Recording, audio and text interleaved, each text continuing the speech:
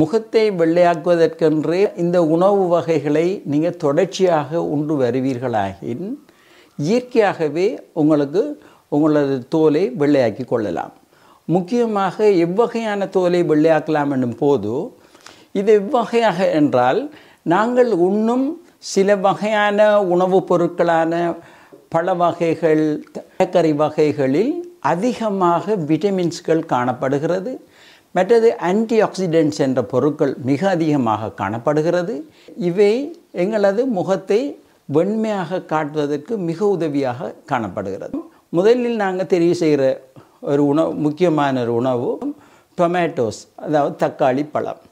தக்காளி பழம் நிறைய ஆன்டி ஏஜிங் ஃபேக்டர்ஸ் இருக்கிறது. ஆன்டி ஏஜிங் என்று சொல்லும் போது எங்களோட வயது போகிற தன்மையை குறைக்கக்கூடிய இந்த தன்மை இந்த தக்காளி பழத்தில் அதிகம் காணப்படுகிறது.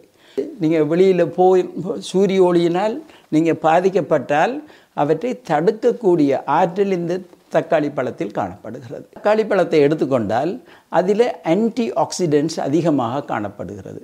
அது சொல்வது கரோட்டினாய்ட்ஸ் என்ற பொருட்கள் முக்கியமாக ஊதா கடந்த கதிர்களினால் எங்களது தோலுக்கு வரும் டேமேஜை நிறுத்தக்கூடியவை அல்லது அதனை ரிப்பேர் பண்ணக்கூடிய தன்மை இந்த கரோட்டினாய்ட்ஸ்களில் காணப்படுகிறது.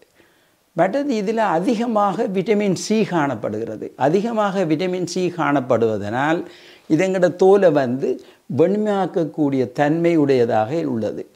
மற்றது சிலருக்கு இந்த தோல் சுருக்கம் இருந்தால் அந்த சுருக்கத்தையும் போக்கக்கூடிய தன்மை, அதாவது கொலாஜனை உருவாக்கக்கூடிய தன்மை அதில் காணப்படும்.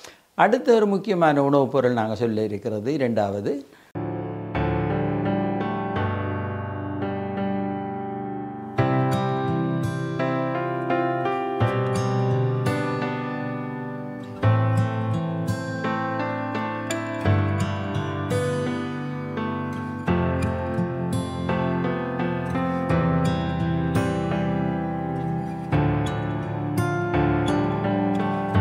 உருளைக்கிழங்கு.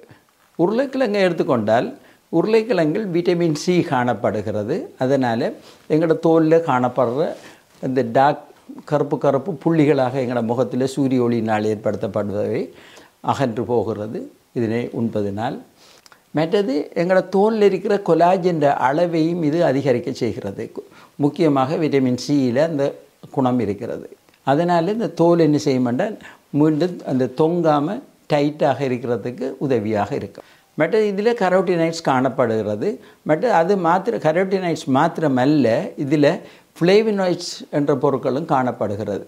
இது என்ன செய்யும் என்று சொன்னால் சூரிய ஒளியில் காணப்படும் ஊதா கடந்த கதிர்களினால் ஏற்படும் டேமேஜை திரும்பவும் மீள உருவாக்குவதற்கு இந்த கலங்களுக்கு மிக உதவியாக இருக்கிறது.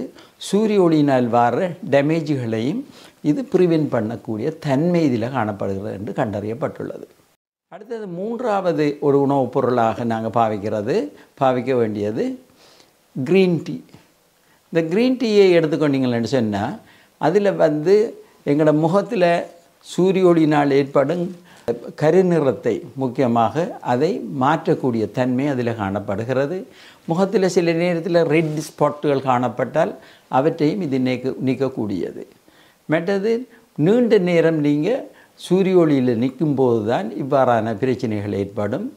ஆகவே அவற்றை நீக்கிறதுக்கு இது மிக உதவியாக இருக்கிறது. மற்றது இதனால் ப்ரீமேச்சுவர் ஏஜிங் சயின்ஸ் என்று சொல்லுவோம். அதாவது ஒருவருக்கு ஒரு 60 வயதில் வர வேண்டிய அந்த தோற்றம் அவருக்கு ஒரு 40 வயதிலேயே வந்துடும். இந்த அடிக்கடி சூரிய ஒளியில் கூடுதலான நேரம் நிற்கிற நேரத்தில் அதையும் இது ப்ரிவென்ட் பண்ணக்கூடிய தடுக்கக்கூடிய தன்மை அதில் காணப்படுகிறது.